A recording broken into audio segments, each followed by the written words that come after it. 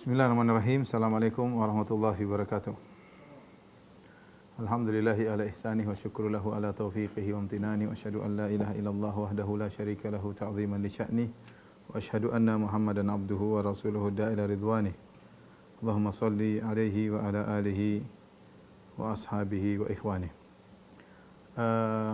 Para jamaah Masjid Tarbiyah Cilandak yang dirahmati oleh Allah Subhanahu wa taala, kita lanjutkan pembahasan kita tentang sirah nabawiyah dan kita masih membahas tentang perang Khandaq ya.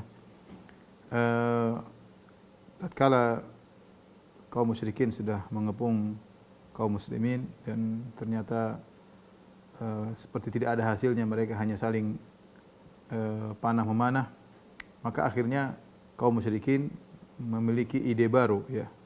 Mereka bersepakat pagi-pagi untuk benar-benar perang habis-habisan ya. Mereka ingin perang habis-habisan sehingga mereka ingin ketika pagi hari semua areal Khandaq dari ujung ke ujung sudah mereka siapkan pasukan pemanah untuk memanah kaum muslimin. Karena sudah lama hanya perang-perangan ya, tidak ada hasilnya, mereka juga tidak bisa menembus Khandaq dan kaum muslimin juga enggak ada yang keluar dari Khandaq. Maka pada malam hari tersebut, pada suatu malam mereka pun kompak, mereka kemudian menata strategi mereka untuk agar pagi hari sebelum matahari terbit mereka sudah fajar terbit, mereka sudah benar-benar mengitari seluruh Khandaq untuk siap menyerang begitu memungkinkan. Ya, demikian juga Rasulullah SAW pada malam itu juga mengatur strategi kepada kaum muslimin ya, dan Nabi menjanjikan kepada mereka kemenangan jika mereka bersabar. Akhirnya ya ketika tiba pagi hari maka ya mereka pun menyerang kaum muslimin ya dengan serangan yang sangat kencang dan tidak berhenti-berhenti karena mereka sudah mengitari seluruh Khandaq. Kemudian mereka menyerang bertubi-tubi tidak berhenti-berhenti ya. Kemudian mereka terutama mengeser kepada kubahnya Nabi SAW, itu kemahnya Nabi SAW, di mana Nabi SAW berada di situ. Akhirnya terus terjadi penyerangan dan Rasulullah SAW tidak bisa mengumpulkan pasukan untuk sholat. Hari-hari sebelumnya bisa, ada sisi waktu untuk bisa sholat mungkin bergantian. Namun pada kali ini semuanya sibuk karena kaum musyrikin sengaja untuk mengitari seluruh Khandaq kemudian menyiapkan pasukan memanah untuk menyerang kaum muslimin. Ya. Akhirnya kaum muslimin terpencar-pencar, tidak bisa bersatu untuk sholat. Dan mereka baru hanya bisa sholat setelah matahari terbenam. Ya. Mereka hanya bisa sholat setelah matahari terbenam. Kemudian kaum muslimin benar-benar fokus kepada kemahnya Nabi SAW. Ya. Mereka benar-benar menjaga kemah Nabi SAW. Sementara Khalid bin Walid sudah bolak-balik berusaha untuk menyerang kemah Nabi SAW. Ya, mereka tahu di mana lokasi Rasulullah SAW. Ya. Di antaranya ya ada seorang sahabat bernama Tufail bin Nu'man yang akhirnya meninggal terkena tombak dari salah seorang musyrikin bernama Wahsy bin Harb. Setelah tiba malam hari baru kemudian para sahabat bisa salat. Al-Imam Al-Bukhari dan Muslim meriwayatkan dari Jabir bin Abdullah, "Ana Umar bin Khattab radhiyallahu anhu jaa yaumul Khandaq." Umar bin Khattab datang kepada Nabi pada hari perang Khandaq setelah matahari terbenam. Maka Umar pun mencaci maki orang-orang kafir Quraisy. Kenapa? Karena tidak sempat sholat. Bagaimana perhatian para sahabat terhadap sholat bahkan dalam kondisi perang. Ya, bagi mereka sholat adalah segala-galanya. Bagi mereka sholat adalah saatnya untuk istirahat, mendekatkan diri kepada Allah Subhanahu Wa Taala. Maka tatkala Umar tidak bisa sholat, dia maki-maki orang Quraisy. Kemudian dia berkata, "Ya Rasulullah, makitu usolli al-asr hatta kadati syamsu taghrib." Hatta kadati syamsu taghrib. Faqala Nabi SAW, "Wallahi ma sallaituha." Aku tidak bisa salat asar sampai matahari tenggelam. Ya. Kata Nabi SAW, "Demi Allah, saya pun juga belum salat. Saya pun belum salat." Faqumna ila Buthan, karena sudah malam, karena mereka ketika perang kode etik mereka kalau matahari terbenam berhenti. Itu kode etik mereka yang disepakati oleh kaum musyrikin, kaum muslimin. Maka setelah matahari terbenam, faqumna ila Buthan, kami pun pergi suatu lembah di Madinah namanya Buthan. Fatawaddu'a lis salat wa tawadda'na laha. Kemudian Nabi SAW pun berwudu para sahabat, kami pun berwudu bersama Nabi sallallahu alaihi wasallam. Fa shalal asra ba'da maghribati syamsu, thumma shalal ba'daha al-maghriba. Maka Rasulullah SAW pun salat asar dulu padahal matahari sudah terbenam. Kemudian baru salat maghrib, baru kemudian nunggu isya, baru salat isya, ya. Dalam riwayat yang lain Nabi sallallahu alaihi wasallam marah. Nabi sallallahu alaihi wasallam berkata, "Syaghaluna anis salatil wusta." Mereka telah menyibukkan kita sehingga tidak bisa salat asar. Salatul wusta, salat yang tengah, salatil asr, itu salat asar. Mala Allahu ajwafahum wa kuburahum nara. Semoga Allah memenuhi mulut-mulut mereka dan semoga Allah memenuhi kuburan-kuburan mereka dengan api. Atau qala hasyallahu ajwafahum wa kuburahum nara. Maknanya sama. Semoga Allah memenuhi mulut mereka, ya, rongga-rongga tubuh mereka dipenuhi dengan api dan juga semoga Allah memenuhi kuburan mereka dengan api. Bahkan dalam sebagian riwayat yaitu Nabi belum salat zuhur, belum salat asar, belum salat maghrib. Duhur juga belum. Dan mereka salat setelah maghrib dan agak tidak langsung habis maghrib. Agak lama sedikit antara maghrib dan isya baru kemudian mereka salat, ya. Dari Abi Sa'id Al-Khudri radhiyallahu anhu beliau berkata, "Hubisna yaumal khandaq anis salati hatta kana ba'dal maghrib bihawiyyin minal lail hatta kufina." Kami tidak bisa salat ketika perang Khandaq hari tersebut. Tertahan kami tidak bisa salat sampai terbenam matahari, yaitu lanjut malam sedikit mungkin setelah setengah jam terbenam matahari baru kemudian kami salat. Fada'a Rasulullah sallallahu alaihi wasallam Bilalan, maka Nabi pun memanggil Bilal. Fa aqama salatul dhuhri, kemudian Bilal iqamat salat zuhri fa shallaha, kemudian Nabi salat zuhur. Wa ahsana salataha kama kana yusalliha fi waqtiha. Dan Nabi salat tidak terburu-buru, Nabi salat dengan tenang seakan-akan seperti di waktu zuhur. Tsumma amarahu fa aqama al-asr, kemudian Nabi memerintahkan Bilal qomat lagi, qomat salat asar. Fa shallaha wa ahsana salataha, kemudian Nabi salat asar dan dia perbagus salatnya kama kana yusalliha fi waqtiha, seakan-akan dia salat di waktu asar. Tsumma amarahu fa aqama al-maghrib. Kemudian Nabi memerintahkan Bilal untuk qomat salat maghrib. Fa shallaha kadzalik, maka Nabi pun salat maghrib. Ya, ini semuanya di qadha, ya, karena terpaksa tidak ada waktunya. Kemudian kata Abu Sa'id Al-Khudri, "Wa dzalikum qabla an yunzilallahu fi salatil khauf farijalan aw rukbana." Dan ini semua sebelum turun ayat farijalan aw rukbana. Artinya kalau kalian dalam kondisi takut, silakan salat dalam kondisi berdiri atau dalam kondisi naik kendaraan, berjalan atau naik kendaraan. Jadi boleh. Ya, seorang kalau dalam kondisi berperang, dia sambil salat ingat Allah sambil berperang, boleh. Berperang atau sambil naik kuda, sambil naik onta, tidak menghadap kiblat tidak jadi masalah. Ini boleh kalau memungkinkan. Ya, kalau mungkin. Kalau tidak mungkin sama sekali, tidak bisa konsen sama sekali, terpaksa maka dia boleh salat di luar waktunya seperti yang dialami oleh Nabi sallallahu alaihi wasallam. Misalnya seorang sedang berada di pesawat tempur, kemudian sedang fokus berperang. Dia sulit untuk berperang, mungkin dia harus kontrol, harus bicara dengan temannya, harus kontak-kontakan, akhirnya dia tidak bisa salat. Maka kondisi seperti ini dia bisa salat di luar waktu. Atau seorang misalnya dalam kondisi benar-benar darurat, dalam menangani operasi misalnya yang berjalan sampai 6 jam, operasi tersebut tidak bisa berhenti. Harus konsen luar biasa, ya, konsentrasi luar biasa, tidak mungkin sebentar berhenti 5 menit misalnya 10 menit, tidak memungkinkan. Ya, ini kalau terjadi seperti ini ya terpaksa dia bisa menunda salat meskipun di luar waktu. Tetapi kalau masih bisa memungkinkan salat sambil beraktivitas, ya, seperti dalam salatul khauf, dalam kondisi berjalan, dalam kondisi perang seperti kita sebutkan dalam kisah sirah sebelumnya ketika seorang sahabat ingin membunuh seorang musyrik yang ingin menyerang Nabi SAW, maka dia berjalan menuju orang tersebut sambil salat asar. Sambil salat asar cuma beri isyarat, sujudnya, rukunya semua isyarat kepala sambil tidak menghadap kiblat, sambil berjalan menuju orang musyrik tersebut. Dan ini diperbolehkan dalam kondisi darurat. Ini dalil bahwasanya salat adalah perkara yang sangat penting, tidak boleh ditinggalkan dalam kondisi apapun. Di antara hal yang menarik dalam perang Khandaq, ada seorang namanya Nu'aim bin Mas'ud. Ya, dia masuk Islam. Ya. Nu'aim bin Mas'ud ini tadinya kafir, ya. Dan dia datang dengan pasukan mereka, dengan pasukan Ghatafan bersama orang Quraisy, ya. Maka dia datang untuk menyerang Nabi sallallahu alaihi wasallam. Tiba-tiba di saat-saat genting, di saat kaum muslimin dalam terdesak, di saat kaum musyrikin jumlahnya besar, justru dia masuk Islam. Ini menakjubkan. Ya, mungkin kalau kaum muslimin yang menang dia masuk Islam, oke lah. Ini enggak, ini pasukan kaum musyrikin lagi banyak, kaum muslimin sedang terpuruk, ya. Sampai tidak bisa salat, kemudian dia malah masuk Islam. Nu'aim bin Mas'ud Al-Asja'i radhiyallahu taala anhu.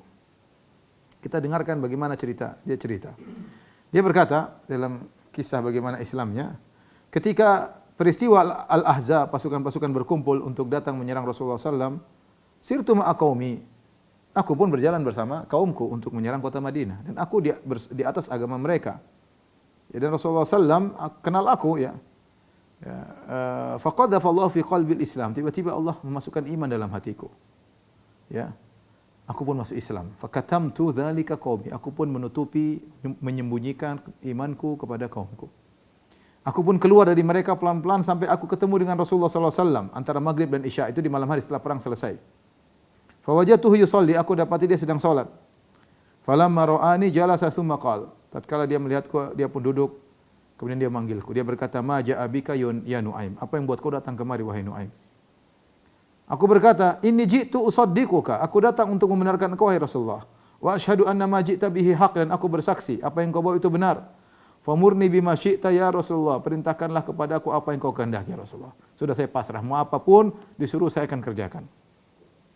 Al-Baihaqi meriwayatkan dalam Dalailun Nubuwah, Nu'aim berkata, "Ya Rasulullah, inni qad aslamtu walam ya'lam bi ahadun min qaumi famurni amraka." Ya Rasulullah, aku sudah masuk Islam dan kaumku seorang pun tidak ada yang tahu aku masuk Islam. Perintahkanlah kepada aku apa yang kau kehendaki. Rasulullah SAW mengatakan, "Inna ma anta fina rajulun wahid." Kau cuma satu orang. Cuma satu orang. Yang bisa kau lakukan, fa khadzil 'anna ma istata'ta. Khadzil 'anna itu buat mereka ya tidak bersatu padu semampumu. Bagaimana caranya? Fa innal harba khud'ah. Sungguhnya perang adalah tipu daya. Nu'aim berkata, "Walakin ya Rasulullah idzan li fa aqul." Ya Rasulullah, izinkan aku untuk berucap apa yang kau kehendaki. Aku mau bohong ini ceritanya. Izinkan aku. Kata Rasulullah SAW, "Kul ma badalaka fa anta fi hil." Ucapkan yang kau kehendaki ya wahai Nu'aim, halal bagimu karena perang. Rasulullah mengatakan bohong boleh 3.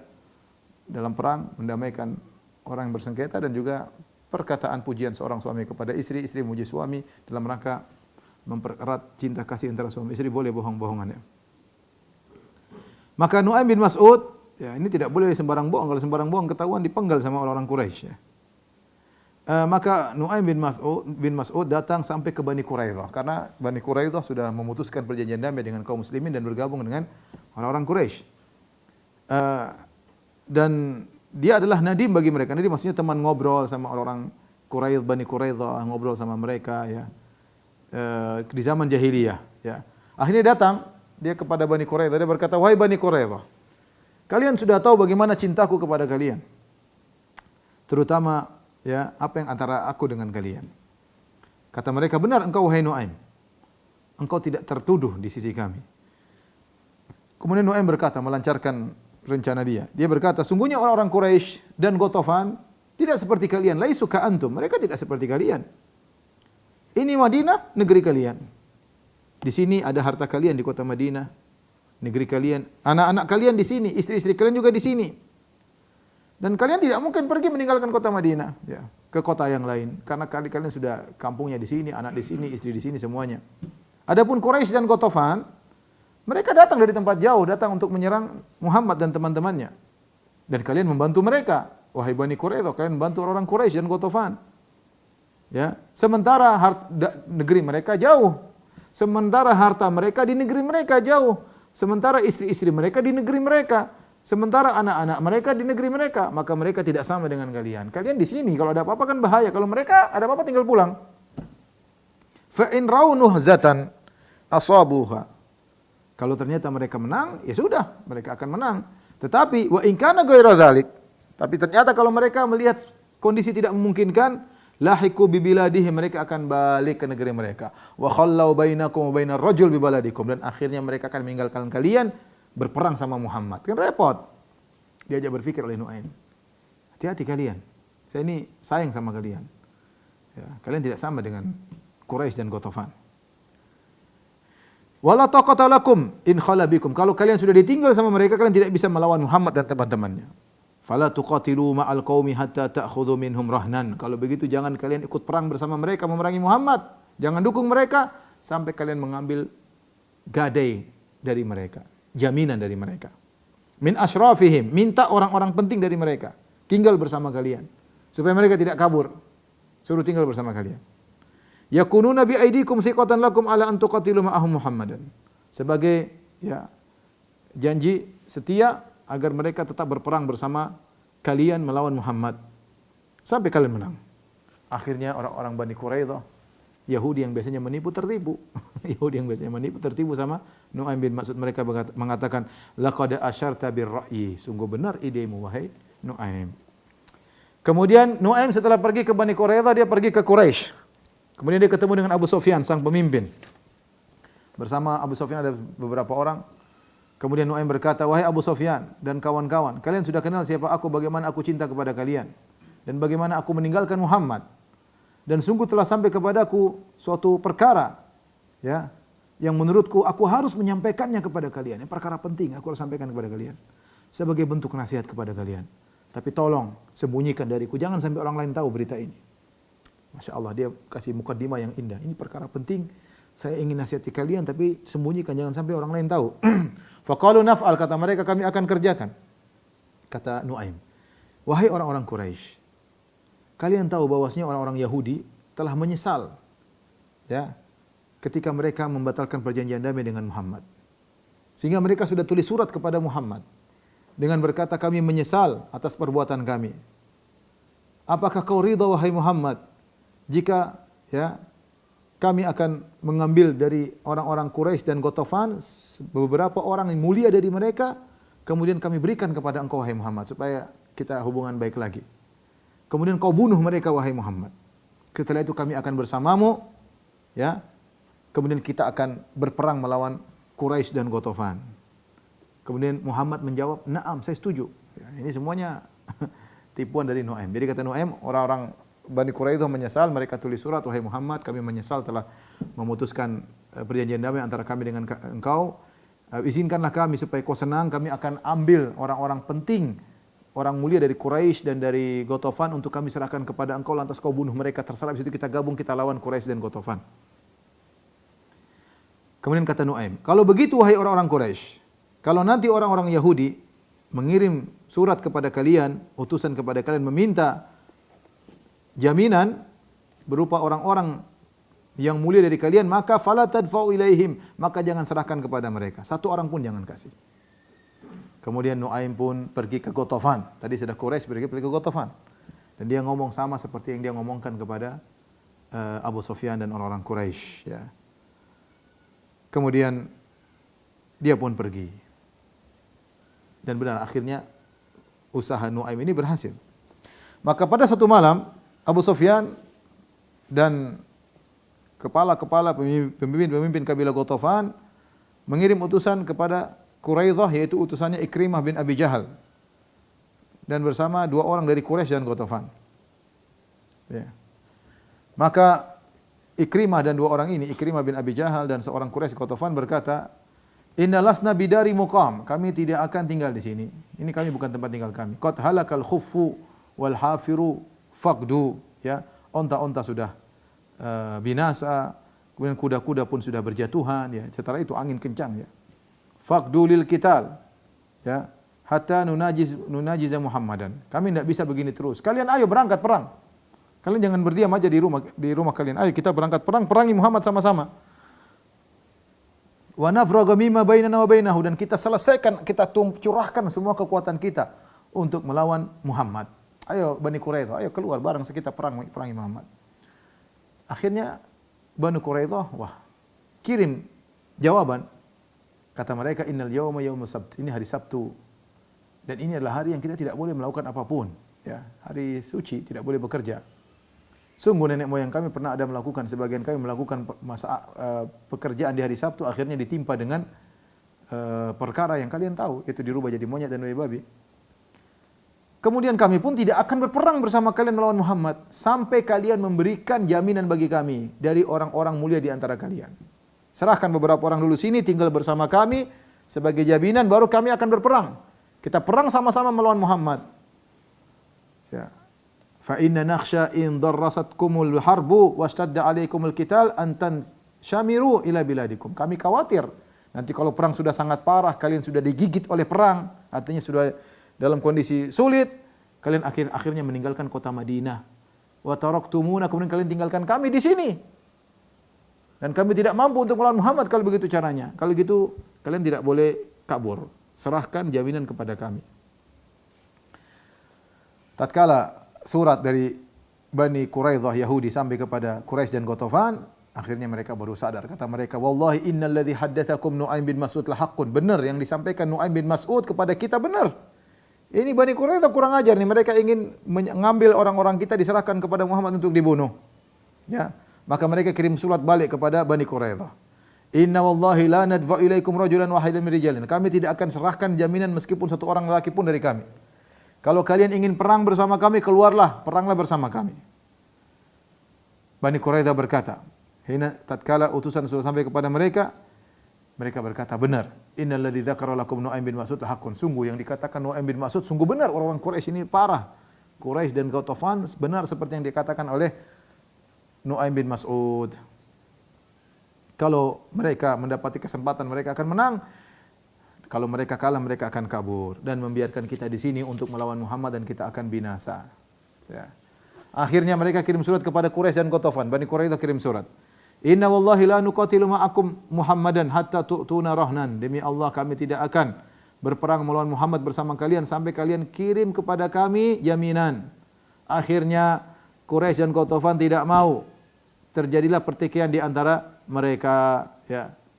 Akhirnya mereka tidak saling cocok, saling bertikai, saling suudzon di antara mereka. Waqafallahu al-mu'minina al-kitab. Dan Allah mencukupkan mereka untuk kalah gara-gara tersebut, ya. Ketika dalam kondisi genting, ya, maka Nabi SAW berdoa. Al-Imam Al-Bukhari dan Muslim meriwayatkan dalam sahih mereka dari Abdullah bin Abi Aufa radhiyallahu anhu. Beliau berkata, da'a Rasulullah SAW alal ahzab. Rasulullah SAW mendoakan keburukan kepada al-ahzab. Allahumma munzilal kitab, sari'al hisab, ihzimil ahzab, Allahumma ihzimhum wa zalzilhum. Ya Allah, yang telah menurunkan Al-Quran, yang hisabnya cepat. Ya Allah, hancurkanlah al-ahzab. Ya Allah, hancurkan mereka dan goncanglah mereka. Ya. Kemudian di antara doa Nabi sallallahu alaihi wasallam, Allahumma astur auratina wa amin rawatina. Ya Allah, tutuplah aurat kami. Ya Allah, tenangkanlah hati-hati kami karena kondisi sangat mengerikan. Maka doa Nabi dikabulkan. Kemudian Allah mengirim angin yang kencang, ya, untuk memporak-porandakan mereka. Lihatlah Rasulullah SAW menang dalam perang Badar dengan berdoa kepada Allah Subhanahu wa taala, dan juga dalam perang Ahzab Rasulullah SAW dimenangkan karena doa kepada Allah Subhanahu wa taala. Maka akhirnya Allah mengirim angin yang sangat kencang, rihan syadidah, di malam hari yang sangat dingin. Angin tersebut saking kencangnya sampai panci-panci mereka yang digunakan untuk masak tumpah semuanya. Sampai api-api yang mereka nyalakan mati semuanya. Sampai kemah-kemah yang mereka tinggal jatuh semuanya. Angin kencang banget, ya. Sampai-sampai seorang tidak mampu dari orang Quraisy dan orang Ghatafan, orang musyrikin tidak mampu untuk balik ke kemahnya. Imam Al-Bukhari, Imam Muslim meriwayatkan dari Ibnu Abbas radhiyallahu anhuma, Rasulullah SAW bersabda, "Nusirtu bis-saba wa uhlikat adun bid-dabur." Sungguhnya aku ditolong dengan angin timur, bis-saba, dan kaum Ad telah dibinasakan dengan angin barat. Allah bukan cuma mengirim angin, Allah kirim juga malaikat. Wa junudan lam tarauha. Dan pasukan yang kalian tidak lihat.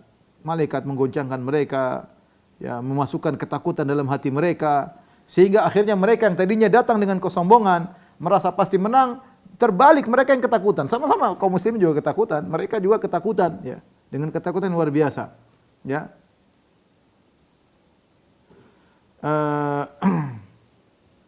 Kata Ibnu Katsir rahimahullah taala, kalau bukan Allah menjadikan Rasulnya rahmat bagi kaum, bagi umat manusia, dan Allah berfirman, wa kana Allah liyu'adzibahum anta fihim. Allah tidak akan mengadab mereka sementara kau berada di sisi mereka. Seandainya tidak ada ayat-ayat seperti ini, tentu Allah akan kirimkan angin yang lebih dahsyat seperti angin yang menghancurkan kaum Ad. Yang kaum Ad diangkat sampai 7 malam 8 hari. Digoncang-goncangkan di udara kemudian dibinasakan. Tapi Allah cukup kirim angin soba yang tidak terlalu kencang tapi telah memporak-porandakan mereka.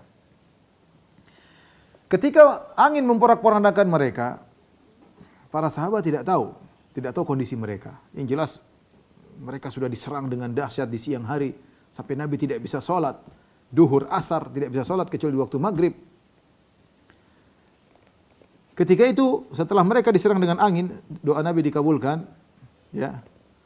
Maka Nabi menyuruh para sahabat, sebagian sahabat untuk menengok bagaimana kondisi mereka. Perhatikan hadis ini.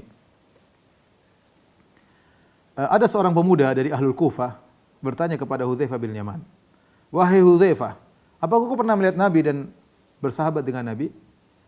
Kata Hudzaifah bin Yaman, sahabat mulia, "Na'am, ya benar akhi, benar wahai putra saudaraku." Terus apa yang kalian lakukan dengan Nabi sallallahu alaihi wasallam? "Wallahi laqad kunna najhad." Dulu kami bersusah payah bersama Nabi sallallahu alaihi wasallam. Anak muda ini bersusumbar, dia berkata, "Lau adraknahu ma taraknahu yamshi 'alal ard. La ja'alnahu 'ala a'naqina." Kalau kami yang ketemu Muhammad, seandainya kami hidup di zaman Muhammad sallallahu alaihi wasallam, kami tidak akan biarkan dia berjalan di atas tanah. Kami akan buat dia berjalan di pundak-pundak kami, di leher-leher kami. Hudzaifah berkata, "Ya benar akhi, jangan bilang begitu. Wallahi perkaranya tidak semudah yang kau bayangkan. Laqad ra'aituna ma'a Rasulillah." Maka Hudzaifah bercerita tentang peristiwa Khandaq. Dia mengatakan suatu malam dalam perang Khandaq. Wa shalla Rasulullah sallallahu minal hawiyan. Rasulullah sallam ya, kemudian salat di sebagian waktu. Tsumma iltafata ilaina. Kemudian Rasulullah sallam setelah salat melihat kepada kami. Rasulullah sallam berkata, "Man rajulun yaqumu fayanzuru lana ma fa'alal qaum." Siapa di antara kalian yang mau berdiri kemudian tengok apa yang sedang dialami oleh mereka, yaitu suruh nyebrang Khandaq, masuk di markas mereka, di camp mereka, melihat apa yang terjadi. Tapi Rasulullah kasih syarat. Adkhalahullahu al-jannah bi syarti an yarji. Syaratnya dia bisa kembali. Saya ingin kabar. Dia harus bisa masuk, lihat kondisi, balik kasih kabar kepada saya. Kalau dia bisa, saya akan masukkan dia surga. Fama qama rajulun, tidak seorang pun yang berdiri. Kenapa? Syaratnya berat. Harus ke sana bisa balik lagi. Sementara angin dingin, sementara mereka kelaparan, sementara tadi siang sudah disikat habis oleh orang musyrikin. Kondisi mengerikan. Wa balagatil qulubul hanajir. Sampai ketakutan, jantung berdetak-detak saking ketakutannya. Rasulullah SAW ulang lagi. Rasulullah SAW kemudian salat lagi. Tidak ada yang jawab. Rasulullah SAW salat, kemudian Rasulullah setelah salat lihat lagi kepada kami. Man rajulun yaqumu fayanzuru lana ma fa'alal qaum thumma yarji'. As'alullah an yakuna rafiqi fil jannah. Jaminannya semakin tinggi. Kalau tadi pertama masuk surga, sekarang lebih tinggi. Kata Nabi, siapa di antara kalian yang bisa masuk ke markas mereka, syaratnya harus bisa balik. Maka dia akan menjadi temanku di surga. Bukan cuma surga, jadi temanku di surga. Kata Hudzaifah, "Fama qama rajulun minal qaum." Tidak seorang pun yang berdiri. Syaratnya harus bisa balik. Ini syarat yang berat. Min syiddatil khauf, kata Hudzaifah, karena saking takutnya. Wa syiddatil ju', karena saking laparnya. Wa syiddatil bard, karena saking dinginnya. Terkumpul saking takutnya, saking laparnya, saking dinginnya. Tadi siang baru dihabisi sama orang musyrikin sampai tidak bisa sholat duhur, asar. Sekarang malam-malam suruh masuk di camp mereka. Tidak disebutkan siapa yang hadir ketika itu, tapi ini ada sebagian sahabat, di antaranya Hudzaifah. Nabi bilang, siapa yang bisa datang ke sana balik lagi jadi temanku di surga. Kata Hudzaifah, "Fama qama rajulun minal qaum." Tidak seorang pun yang bisa berdiri menjawab permintaan Nabi sallallahu alaihi wasallam. Falamma lam yakum ahadun, tatkala tidak seorang pun yang berdiri, Rasulullah panggil namaku. Ya Hudzaifah, kata Hudzaifah, terpaksa. Falam yakun li buddun minal qiyam hina da'aini, aku harus berdiri untuk menyambut panggilan Nabi sallallahu alaihi wasallam. Kata Rasulullah, ya Hudzaifah, fadhhab, wahai Hudzaifah, pergilah engkau, fadkhul fil qaum, masuklah di camp-camp mereka. Masuklah di tengah-tengah mereka, fanzur ma yaf'alun, lihat apa yang mereka kerjakan. Tapi ingat, wala tuhditsanna syai'an hatta ta'tiyana, jangan kau bikin apapun, macam-macam sampai kau datang kasih kabar kepadaku. Pokoknya lihat saja balik sini. Jangan bikin macam-macam. Kemudian kata Hudzaifah radhiyallahu taala anhu, aku pun pergi. Fadakhaltu fil qaum. Warih, ya, ketika aku masuk, angin dan junudullah, malaikat memporak-porandakan mereka. Tidak ada satu tempayan atau panci yang tegak, semuanya tumpah. Wala naran, tidak ada api kecuali mati. Wala binaan, tidak ada bangunan kemah dan kecuali jatuh semuanya. Ketika dalam kondisi genting tersebut, mereka dalam kondisi takut, Abu Sufyan tiba-tiba berkata, "Ya ma'syara Quraisy." Abu Sufyan merasa ada yang masuk. Firasatnya merasa ada yang masuk. menyelip dalam pasukan mereka. Maka Abu Sufyan berkata, "Ya ma'syara Quraisy, liyanzur umru'un man jalisuhu." Wahai orang-orang Quraisy, masing-masing ngecek siapa yang duduk di sampingnya. Waduh, bahaya ini. Disuruh cek siapa yang di sampingnya. Hudzaifah berkata, sebelum aku dicek, aku yang pegang tangan orang sebelahku. Qultu man anta? Siapa engkau? Kayaknya orang itu bilang, ana fulan bin fulan. Untung orangnya tidak berkata, terus kamu siapa? Enggak, selamat. Ya. Thumma qala Abu Sufyan. Abu Sufyan kemudian berkata lagi, "Ya ma'syara Quraisy, wahai orang Quraisy sekalian. Innakum wallahi ma asbahtum bidari muqam." Sungguhnya kalian besok pagi tidak bisa lagi tinggal di sini. Laqad halakal qura, sungguhnya onta-onta kuda-kuda sudah binasa. Wakhtalafatna Banu Quraidah. Banu Quraidah telah menyelisih. Wa akhlafatna Banu Quraidah. Banu Quraidah sudah menyelisih kita. Dan telah sampai kepada kita kabar dari Banu Quraidah yang tidak kita sukai. Dan kita lihat sekarang kita diporak-porandakan oleh angin yang kalian lihat. Ya, tidak ada panci yang bisa tegak, semuanya jatuh, tidak ada api yang bisa menyala. Tidak ada kemah yang bisa tegak. Fartahilu, pulanglah. Fa ini murtahil, aku akan pulang. Tsumma qama ila jamalihi wa huwa ma'qul. Kemudian dia pergi ke ontanya dalam kondisi diikal. Fajalasa alaihi, tsumma daraba fawathaba ala thalath. Dia naik di atas ontanya, dia pukul, artinya ontanya berdiri dengan 3 kaki. Fama atlaqa iqalahu illa wa huwa qa'im. Kemudian dilepaskan, jadi kalau onta satu kakinya diikat dengan ikal begini. Jadi ontanya berdiri dengan 3 kaki, tatkala dilepas akhirnya ontanya berdiri dengan 4 kaki. Kata Hudzaifah, ya. Walaula ahdu Rasulillah la tuhdits syai'an hatta ta'tiyana thumma syi'tu laqataltuhu bisahmin. Kata Hudzaifah, saya lihat Abu Sufyan. Kalau saya membunuh dia bisa. Tapi Nabi sudah mengambil janji dariku, ya, jangan kau bikin apapun, jangan kau bikin apapun. Di antara mukjizat yang terjadi, Nabi berkata, "Intalik ya ibnal Yaman, wala ba'sa 'alaika min harrin wala bardin hatta tarji'a ilayya." Wahai Hudzaifah, pergilah engkau menuju mereka. Tidak ada masalah dengan engkau dingin atau panas sampai kau kembali kepadaku. Maka ketika Hudzaifah berjalan, ya, dia mengatakan ka'anni ala mithlil hammam. Seakan-akan aku berjalan seperti di tempat pemandian, yaitu hangat. Hammam itu tempat pemandian, ya. Seakan-akan aku merasa hangat. Padahal mereka lagi kedinginan. Ya. Ketika Hudzaifah balik, kemudian melaporkan kepada Nabi tentang apa kondisi mereka, kemudian kata Hudzaifah, "Farigtu kurirtu." Ketika aku sudah selesai, aku kedinginan, ya. Kedinginan. Tadi ya, mukjizat Nabi, kesana dia dalam kondisi hangat, ketika balik sudah selesai, maka aku pun kedinginan. Fa'albasani Rasulullah sallallahu alaihi wasallam min fadli aba'atin kanat alaihi yusalli fiha. Rasulullah mengambil sebagian kain yang tadi dia gunakan salat, kemudian dia lemparkan kepadaku, kemudian aku pun tidur. Falam azal naiman hatta asbahtu. Aku tidur sampai subuh, sampai pagi. Ketika pagi hari azan dikumandangkan kita waktu subuh, Nabi berkata, "Kum nauman, wahai orang yang banyak tidur, bangunlah." Akhirnya Hudzaifah pun bangun, ya. Taib. Ketika besok harinya, maka mereka pun pulang.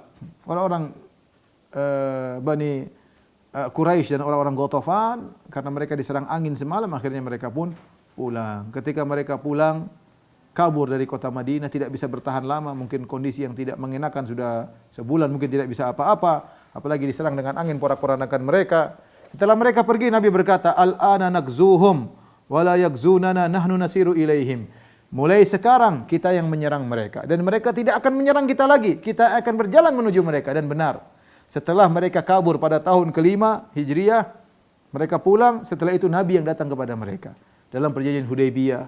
Kemudian Nabi menyerang mereka, kemudian nanti dalam Fatu Makkah, kemudian dalam perang Hunain, dalam perang Taif, sudah tidak lagi yang serang kota Madinah. Nabi yang mengatakan, "Al-ana nakzuhum." Habis ini kita yang serang mereka. Wala yakzunana, mereka tidak akan serang kita lagi. Wa nahnu nasiru ilaihim, dan kita akan berjalan menuju mereka. Dan ini di antara mukjizat Rasulullah sallallahu alaihi wasallam, ya. Para jamaah yang dirahmati Allah Subhanahu wa taala, ya. Di antara pelajaran yang bisa kita ambil dari kisah perang Khandaq itu bahwasanya Nabi sallallahu alaihi wasallam menghadapi perang Khandaq, benar-benar dengan yang logis, dihadapi dengan sikap yang logis ya.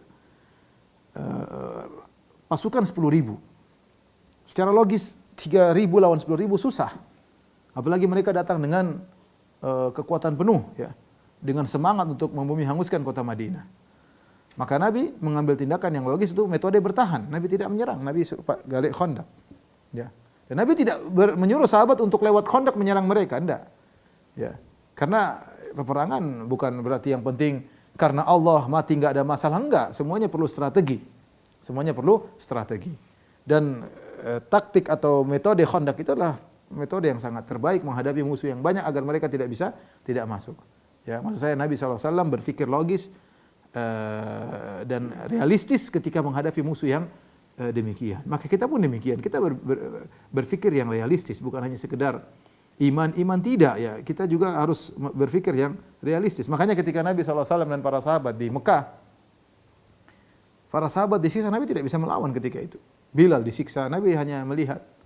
Ya, Bilal disiksa sampai Nabi datang kepada Abu Bakar, "Ya Abu Bakr, inna Bilalan yu'adzabu fillah." Wahai Abu Bakar, sungguhnya Bilal sedang disiksa karena Allah.